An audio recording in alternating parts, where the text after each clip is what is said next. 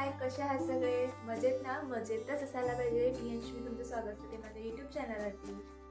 So delivery होऊन जवळजवळ 2 ते 2.5 महिने कंप्लीट झालेले आहेत आणि आफ्टर डिलेव्हरी नंतरचा हा माझा पहिलाच ब्लॉग आहे. सो तर ह्या ब्लॉगमध्ये मी तुमच्याशी माझं आफ्टर डिलेव्हरी नंतरचे डाएट प्लॅन जे आहेत ते मी शेअर करणार आहे. मी कसं डाएट प्लॅन केले आणि मी कसे फॉलो केलेले आहेत त्या सगळ्या गोष्टी.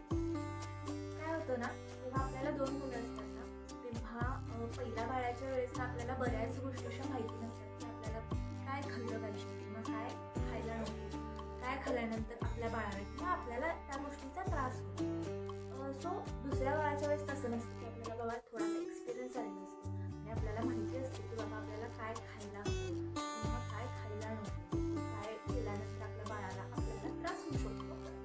त्यामुळे आपण व्यवस्थित त्याचं डाईट प्लॅन करून ते आपण फॉलो सुद्धा करू शकतो दुसऱ्या बाळाच्या वेळेस.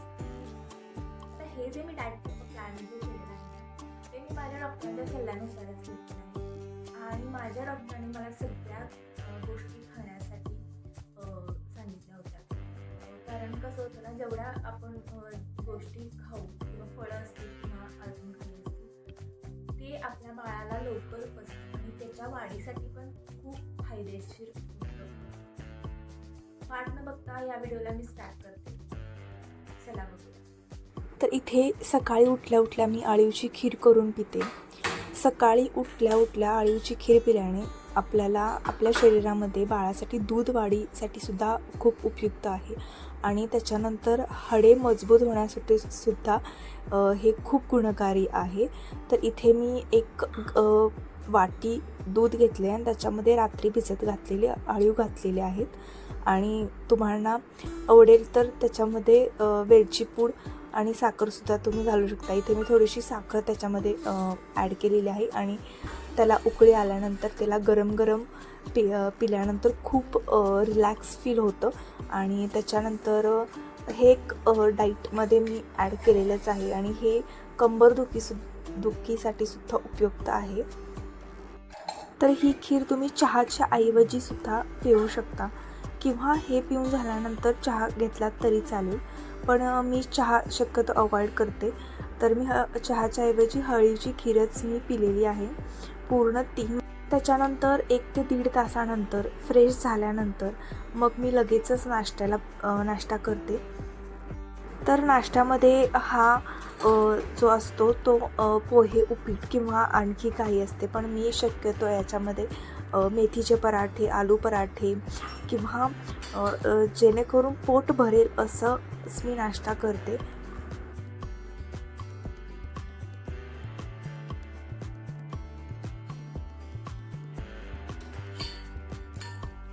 तर आज मी नाश्त्यामध्ये घेतलेले आहेत आलू पराठे.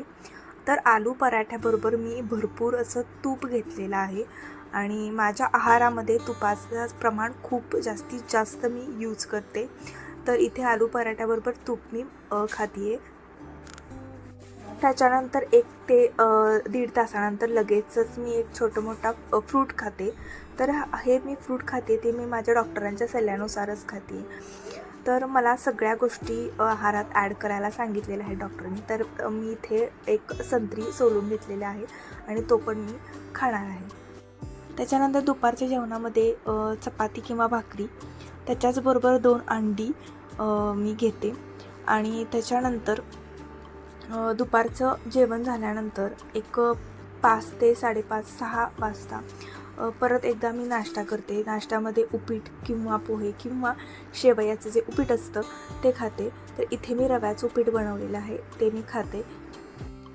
त्याच्यानंतर लगेचच रात्री 8, 8:30, 9 वाजता मी जेवते. जेवणामध्ये रात्रीच्या जेवणात मी शक्यतो भाकरी, वरण आणि एखादी भाजी जेणेकरून तिखट थोडीशी कमी असेल अशी एक भाजी, वरण आणि भाकरी, हे असं माझं डाईट आहे. आणि याच्यानंतर रात्री जर भूक लागली तर 1 ग्लास दूध पिते. तर अशा पद्धतीचं मी माझं डाईट पूर्ण टोटली प्लॅन करूनच सगळं केलेलं आहे. तर हा व्हिडिओ कसा वाटला नक्की कमेंटमध्ये सांगा आणि जर अजूनही मला तुम्ही सबस्क्राईब केलं नसेल तर मला सबस्क्राईब करायला अजिबात विसरू नका. भेटू नेक्स्ट ब्लॉगमध्ये. Bye bye.